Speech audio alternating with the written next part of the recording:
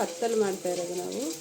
ಇದನ್ನು ಅಕ್ಕಿಲಿ ಮಾಡ್ತಾ ಇರೋವಂಥ ಇದು ಕುಸ್ಲಕ್ಕಿಯಲ್ಲಿ ನಾವು ಈ ಥರ ಚಿಕ್ಕದಾಗಿ ಒಂದು ಉಂಡೆ ಥರ ಮಾಡಿಕೊಂಡು ಇದನ್ನು ತಟ್ಟಿ ಪತ್ತಲು ಅಂತಾರೆ. ಅಂಗಡಿ ಹೋಟೆಲ್ಗಳಲ್ಲೆಲ್ಲ ಸಿಗುತ್ತೆ ಇದು. ಬೆಳಗಿನ ನಾಷ್ಟ ಮತ್ತು ಈವ್ನಿಂಗು ನಾವು ಬೇಕಂದರೆ ಇದನ್ನು ತಿನ್ಬೋದು. ತುಂಬ ಚೆನ್ನಾಗಿದೆ, ತುಂಬ ಟೇಸ್ಟಾಗಿದೆ ಇದು. ಇದರಲ್ಲಿ ನಾವು ಕುಸ್ಲಕ್ಕಿ ಮತ್ತು ನಾವು ಮಾಮೂಲಿ ರೈಸ್ ಮಾಡ್ತೀವಲ್ಲ ಅದು ಬೆಳ್ತಕ್ಕಿ ಅಂತಾರಲ್ಲ ಅದು, ಆಮೇಲೆ ಈರುಳ್ಳಿ, ತೆಂಗಿನಕಾಯಿ, ಜೀರಿಗೆ, ಚಕ್ಕೆ, ಲವಂಗ ಎಲ್ಲ ಹಾಕ್ಬಿಟ್ಟು ಇದು ಸ್ವಲ್ಪ ಪುಡಿ ಮಾಡ್ಕೊಳ್ತೀವಿ. ಮಾಡಿಕೊಂಡು ಹದವಾಗಿ ನೋಡಿ ಈ ಥರ ಕಲಿಸ್ಕೊಳ್ಬೇಕು. ಹದ ಅಂದರೆ ನೋಡಿ ನಾವು ಈಗ ಇದಕ್ಕೆಲ್ಲ ಏನು ಕಡುಬುಗೆಲ್ಲ ಕಲಿಸ್ತೀವಲ್ಲ ಅದೇ ಥರ ಈ ಥರ ಕಲಿಸ್ಕೋಬೇಕು. ಇವಾಗ ನಾವು ನೋಡಿ ಎಣ್ಣೆಯಲ್ಲಿ ಹುರಿಯೋದು. ಪೂರಿ ಯಾವ ಥರ ನಾವು ಉಟ್ಕೊಳ್ತೀವೋ ಅದೇ ಥರ ಇದನ್ನು ಹುರಿತಾ ಇದ್ವಿ. ನೋಡಿ ಈ ಥರ ಪೂರಿ ಹೆಂಗೆ ಉಟ್ಕೊಂಡು ಬರುತ್ತೆ ನೋಡಿ ಅದೇ ಥರ ಇದು ಉಟ್ಕೊಂಡು ಬರುತ್ತೆ ನೋಡಿ. ಇಲ್ಲಿ ನೋಡಿ ಈ ಥರ ಇದ್ರೊಳಗಡೆ ನೋಡಿ ಈ ಥರ ಇರುತ್ತೆ.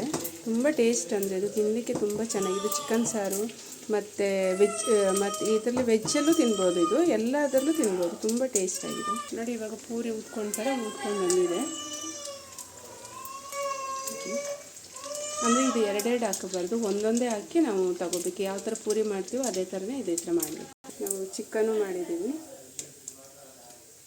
ಅದಕ್ಕೆ ತುಂಬ ಈ ಥರ ಚಿಕನ್ ಈ ಥರ ಫ್ರೈ ಥರ ಮಾಡಿಕೊಂಡು ತುಂಬ ಟೇಸ್ಟಾಗಿರುತ್ತೆ.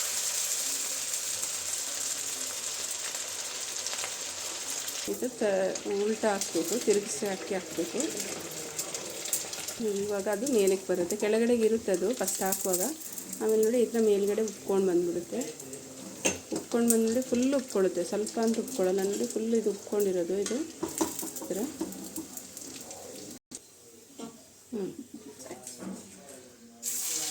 ಇಷ್ಟು ಮಾಡಿಟ್ಟಿದ್ದೀವಿ. ಚೆನ್ನಾಗಿ ಉಂಡೆ ಮಾಡ್ಕೊಳ್ತೀವಿ ನಾವು. ಅದನ್ನು ಕಲಿಸ್ಬಿಟ್ಟು